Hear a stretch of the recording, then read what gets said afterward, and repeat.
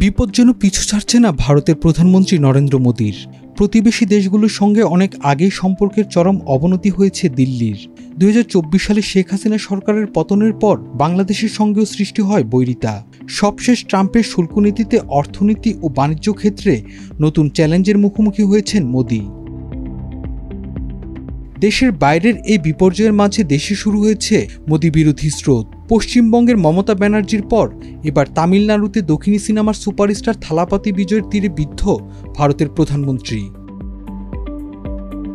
শুরুতে নিজেকে বনের রাজা সিংহের সঙ্গে তুলনা করে বিজয় বলেন, সিংহ সবসময় সিংহ। জঙ্গলে শিয়ালসহ অন্যান্য একাধিক প্রাণী থাকে, কিন্তু সিংহ থাকে একটি। সিংহই জঙ্গলের রাজা। সিংহ জানে কি করে টিকে থাকতে হয়।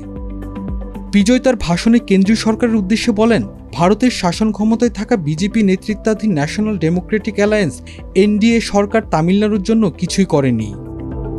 নিজের রাজনৈতিক প্রতিপক্ষ ডিএমকে দলের প্রধান ও তামিলনাড়ুর মুখ্যমন্ত্রী এমকে স্টালিনের উদ্দেশ্যে থালাপতি বলেন, গত 4 বছরের জননীতি নির্ধারণ ও দুঃশাসন সম্পর্কে আমরা যখন প্রশ্ন করি তখন কোনো জবাব থাকে না। যদি বিন্দুমাত্র বিবেক থাকে আমাদের প্রশ্নের জবাব দিন। আপনি যে শাসন ব্যবস্থা চালাচ্ছেন সেখানে কি সততা আছে? ন্যায় বিচার আছে? দুর্নীতি কি নেই? নারীদের নিরাপত্তা আছে? জনসাধারণের নিরাপত্তা কি আছে? কেন্দ্রের ক্ষমতাসীন বিজেপিকে ফেসিবাদী ও রাজ্যে ক্ষমতাসীন ডিএমকে বিষাক্ত বলে আখ্যা দেন থালাপতি। মোদীর প্রতি তার প্রশ্ন, আপনি কি সব মানুষের ভালোর জন্য ক্ষমতায় এসেছেন, নাকি আমাদের মুসলিম বন্ধুদের বিরুদ্ধে ষড়যন্ত্র করতে এসেছেন?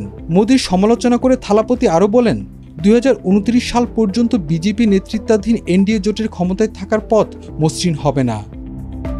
মোদীর নাগরিকত্ব সংশোধন আইনেরও কট্টর বিরোধী থালাপতি বিজয়। তার মতে এই অগ্রহণযোগ্য আইন নষ্ট করবে জাতির সামাজিক ও ধর্মীয় সম্প্রীতি। দ্য হিন্দুর প্রতিবেদনে বলা হয়, থালাপতির জনসভায় বসার ব্যবস্থা ছিল অন্তত 1.5 লাখ মানুষের। তা ভরে যায় সকালেই, অথচ জনসভা শুরুর কথা ছিল বিকেল 4টায়। অন্তত 1,30,000 গাড়ি রাখতে বরাদ্দ ছিল 500 একর জায়গা। ভারতীয় সংবাদ মাধ্যমগুলোর প্রতিবেদনে বলা হচ্ছে, তামিলনাড়ুর বিধানসভা নির্বাচন হবে 2026 সালে। বিজয়ের দল টিভিকে ভোটে লড়বে একাই। সেই লড়াইয়ের দামামা যেন বাজানো হলো মাদুরাইয়ের জনসভায়।